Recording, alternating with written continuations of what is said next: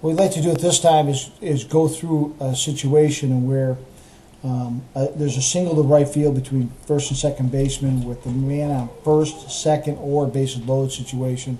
Obviously, the first baseman would be playing back in that situation, but there's a base hit that goes right through here, a ground ball that goes right through here where the first baseman would go after it and the second baseman would go after it. Now, because there's a runner at second base, potentially trying to score. What do you do in that situation if you're a first baseman? And so basically what happens is that you're going to, instead of getting in a position where you're going to try and cut the ball off back here in this general area back here, what you're going to do is try and be the cutoff man towards the first base bag. And so now, if you can't get there, let's say it gets you're pulled too far in one direction, then the pitcher would become the cutoff man with the throw coming towards home. So you have a couple options defensively as a coach to teach your players. Now, if the second baseman, what do they do in that situation?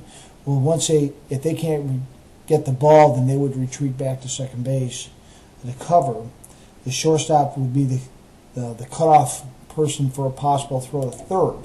Remember, in a bases loaded situation, what happens, the throw can go to home or the throw potentially can go to third base in that situation. So what happens is the shortstop would be a cutoff in that position right there. So it gets a little bit confusing in those types of situations, because you have to prepare for it defensively in case the first baseman can't get there.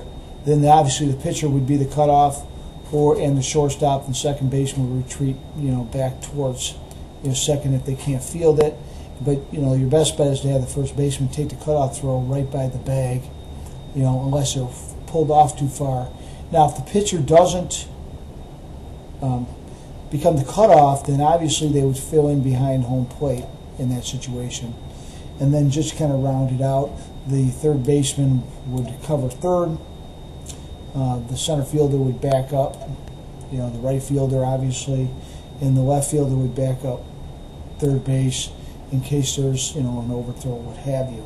The vulnerable spot obviously would be is if there is a play at home and the pitcher is the cutoff, then there's no backup here. So the catcher has to work real hard at covering the plate in these types of situations and making sure the ball doesn't get away.